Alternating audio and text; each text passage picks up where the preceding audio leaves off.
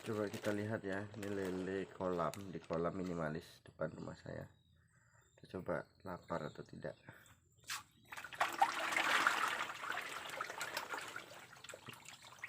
Lapar bener-bener.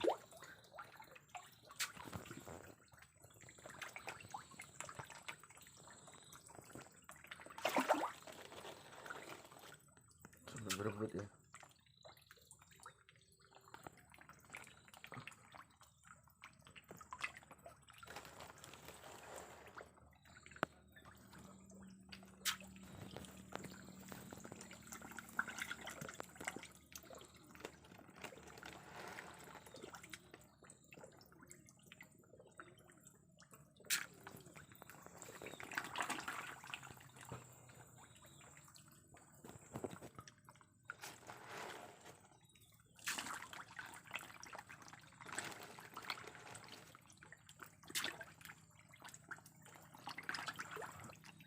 Kelihatan ya teman-teman.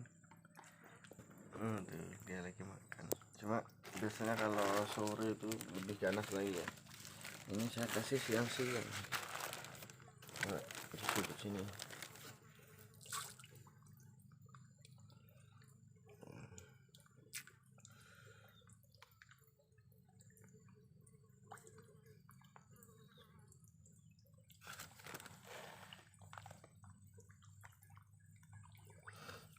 Itu kemarin saya kasih daun keladi, awalnya utuh, sekarang udah habis ya, buat camilan. Karena saya kasih juga ini daun pepaya, jadi untuk ini nganjal perut.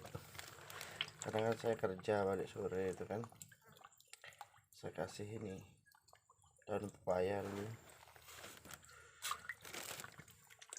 nunggu dia dikasih makan pakai pelet ya. Ini kolamnya, ini awalnya kolam nila kemarin sama ikan koi, karena nila ini ya, istri saya kurang ya, maksudnya dia nggak mengkonsumsi nila, jadi akhirnya saya ganti dengan ini, karena nila ini kan sifatnya untuk hiasan aja kemarin tuh sama ikan koi. Terus saya pikir-pikir, aduh, daripada untuk kolam hias mending saya kasih lele aja, bisa untuk konsumsi kan. Ini kemarin ini kolamnya ini kapasitasnya apa, maksudnya ukurannya sekitar, kalau panjangnya ke sini sekitar 2 meter lebih ya, 2,5 meter panjangnya. Cuma di sini ada bengkokan gini, kayak huruf L gitu ya. Terus lebarnya tuh 1,5 meter.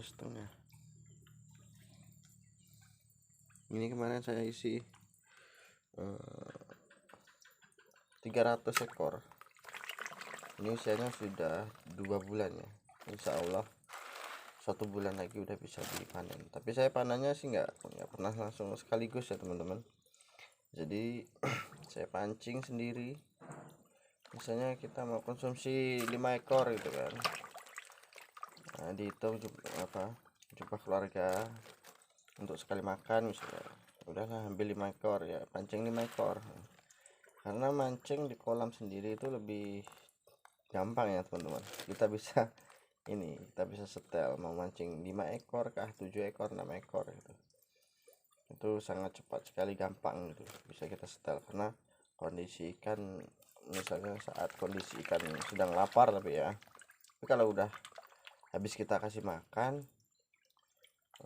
biasanya agak ini ya, karena mereka udah kenyang, agak kurang juga.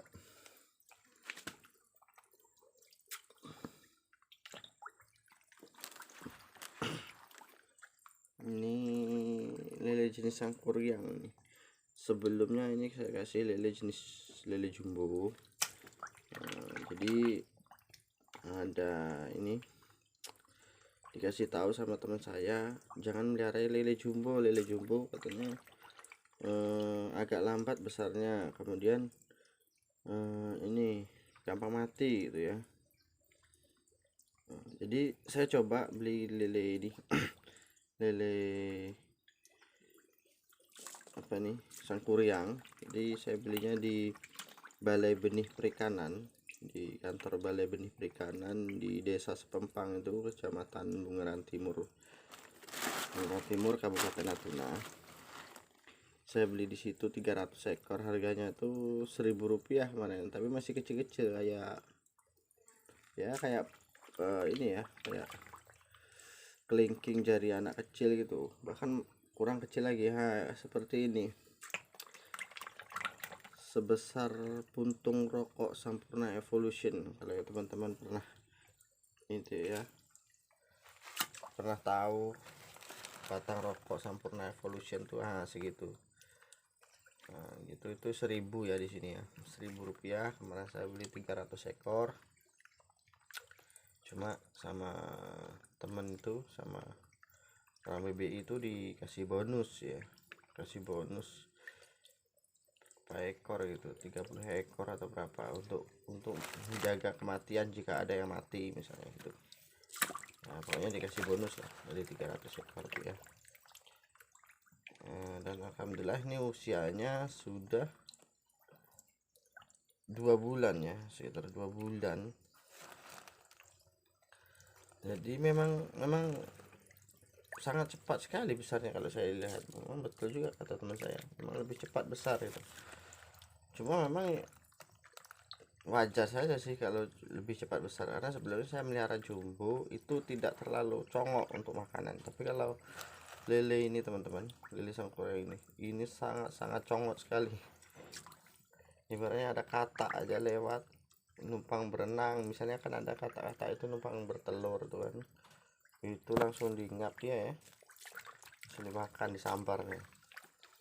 Dan lele ini bentar-bentar lapar itu, makanya wajar jika dia cepat besar karena faktor dari makanannya. Karena waktu saya melihara ikan lele jumbo dulu, waktu sekitar masih 100 ekor saya coba pertama kan,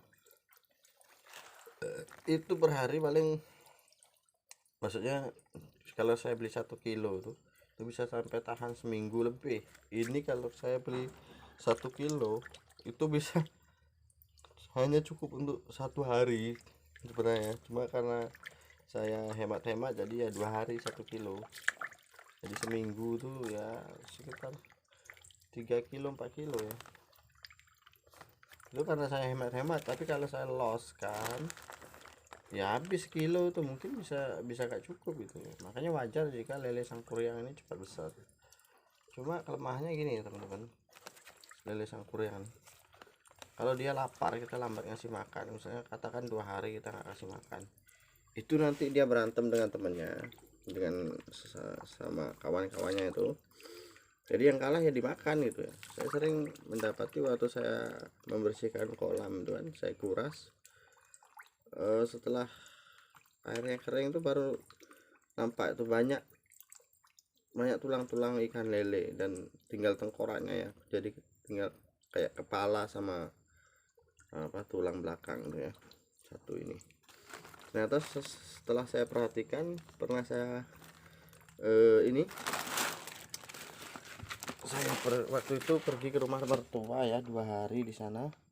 Terus saya pulang, karena posisi dalam 2 hari itu kan nggak saya kasih makan ya, nggak ada yang kasih makan. Jadi pas saya pulang, rupanya memang ada juga yang beberapa ekor yang mati karena dimakan temennya sendiri gitu. Jadi bahkan ada yang belum mati tapi badannya itu udah tersayat-sayat gitu, udah di kerumun sama temennya itu, diserbu gitu, dikoyok gitu ya.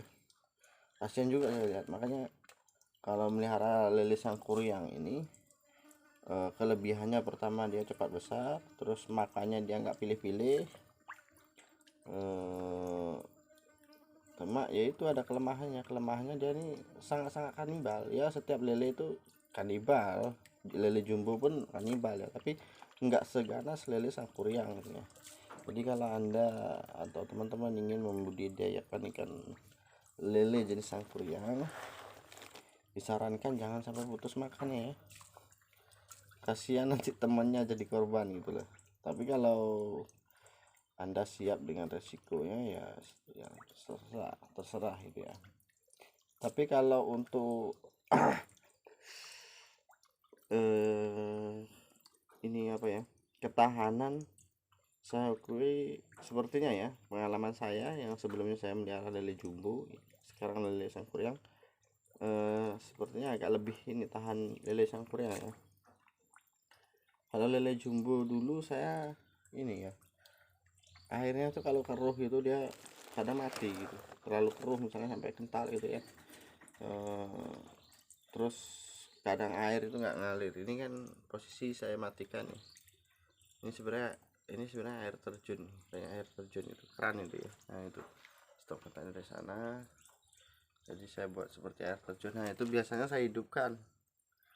Kalau lele jumbo tuh harus dihidupkan terus gitu ya, walaupun kecil, yang penting ada ini ya, airnya bergerak gitu ya. Kalau lele sangkurang nih enggak, ini saya matikan nih.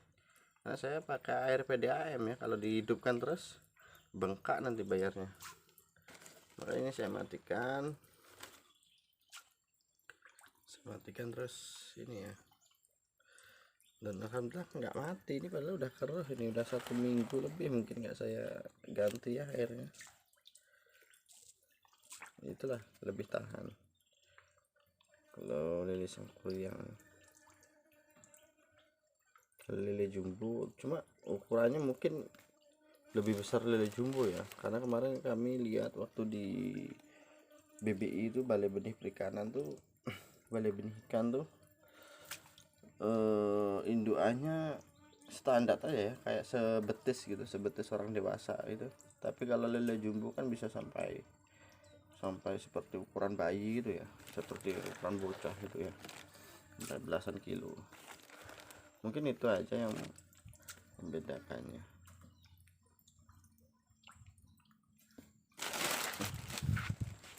Itu saya di depan rumah ya, kolamnya nih. Ada jambu saya, jambu ini madu deli hijau, dalhari, Taiwan super green. Sebenarnya banyak sih jenisnya ya, kasih makan.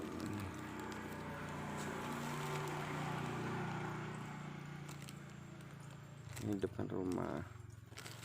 Dulu waktu masih ikan nila sama ada juga ikan koinya itu saya hidupkan terus, jadi kayak air terjun gitu ya.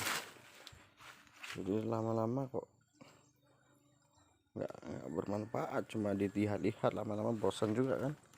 Akhirnya saya ganti jadi kolam lelenya bisa dikonsumsi, karena keluarga saya semuanya suka lele gitu, termasuk saya sendiri, istri saya, anak saya, keponakan saya, adik ipar saya tuh suka gitu kan.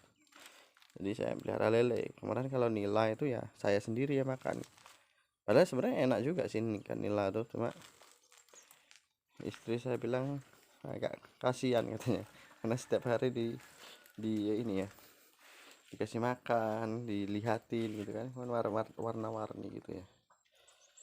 Oke teman-teman, terima kasih teman-teman sudah mengikuti video yang enggak bermanfaat dari saya.